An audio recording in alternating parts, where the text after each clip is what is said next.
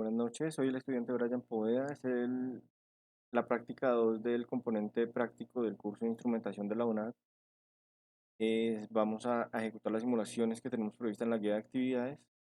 Verificado el primer punto, nos pide que realicemos un puente de Wheatstone con tres resistencias, una fotoresistencia, y que cuando su valor máximo de luminosidad del fotorresistor esté en su máxima capacidad, encontremos el punto de equilibrio del puente.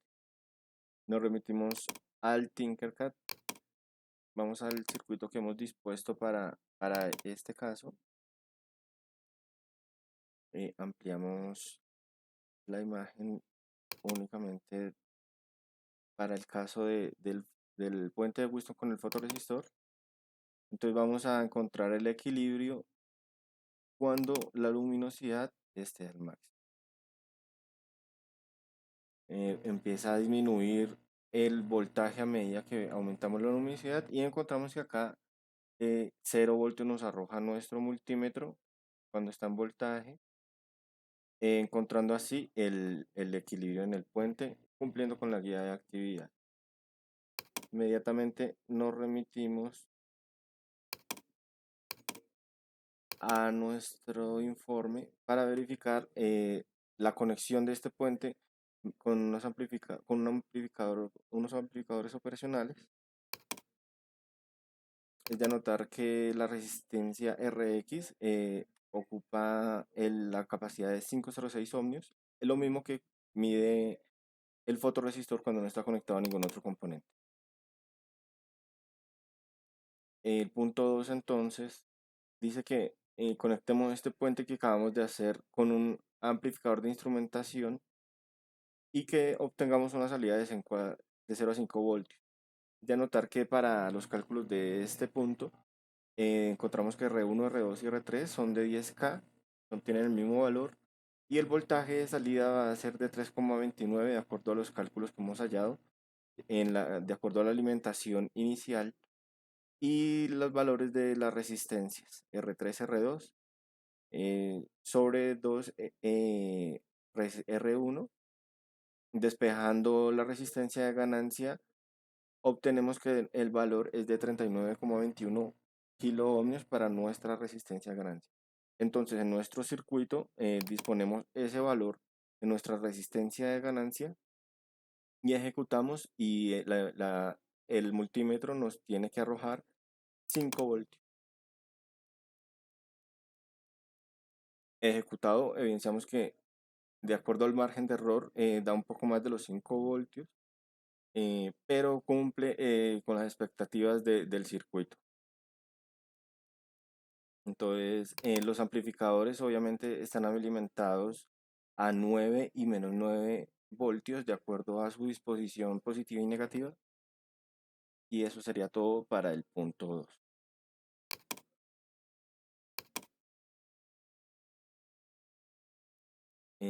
Vamos al punto 3. Un sistema de medición de temperatura TMP en una etapa de amplificación, de manera que cuando tengamos 90 grados vamos a tener una salida de 5 voltios. En el análisis matemático, de igual manera, R1, R2 y R3 va a tener el valor de 10K. El voltaje de salida 1,41 voltios, despejando la resistencia de ganancia en nuestras fórmulas. Vamos a obtener una resistencia de ganancia de 57,14 kilo ohmios. Disponemos este valor en la resistencia de ganancia de acuerdo a la disposición en otro circuito. Acá tenemos nuestro sensor de temperatura TMP alimentado a 5 voltios. Los amplificadores operacionales a 9 y menos 9 voltios de acuerdo a su polaridad. Y nuestra resistencia de ganancia con el valor hallado en nuestro análisis matemático. Entonces, iniciamos la simulación nuevamente, ajustamos la temperatura a 90.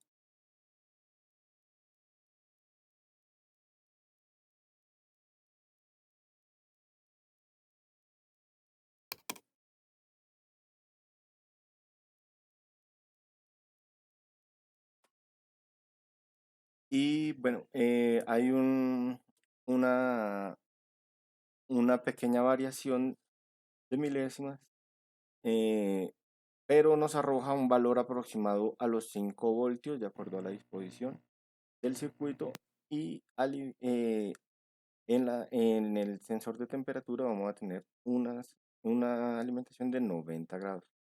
Entonces, en este punto volveríamos a cumplir con las expectativas de la guía de actividades. Vamos a nuestro informe nuevamente. Acá en la evidencia, pues a veces me deja tener 90, a veces 91, pero siempre va a estar alrededor de los 5 voltios este punto. El punto 4 nos remitimos directamente a Proteus. Debemos hacer un filtro activo pasabajo de segundo orden con una banda de corte de 500 Hz. Entonces tenemos que ejecutar un filtro que no me deje pasar frecuencias por encima de los 500 Hz. Es un filtro pasabajo de segundo orden y utilizamos el método Butterworth para hallar el análisis matemático de nuestro circuito. Bueno, acá de acuerdo a la ganancia, a la constante, a la frecuencia de corte y al valor de este capacitor que debemos hallar, encontramos que el segundo capacitor que tiene 3,089 nanofaradios, la resistencia 108,68 kiloohmios, la resistencia A 54,32 y la resistencia R 18,10 kiloohmios. Disponemos de esos valores en los componentes de nuestro circuito en Proteus con una alimentación de una señal sinusoidal y con la evidencia en un análisis de frecuencia. Vamos entonces al Proteus. Acá vemos el circuito con los valores hallados y los que ya estaban ejecutados con la entrada sinusoidal a 500 Hz. Ejecuta la simulación. Evidenciamos que hay cuando está a 10K, se inicia ya el bajo de las frecuencias y de aquí para allá no va a permitir sobre los 500 Hz, cumpliendo con los requisitos que pide la guía de actividad.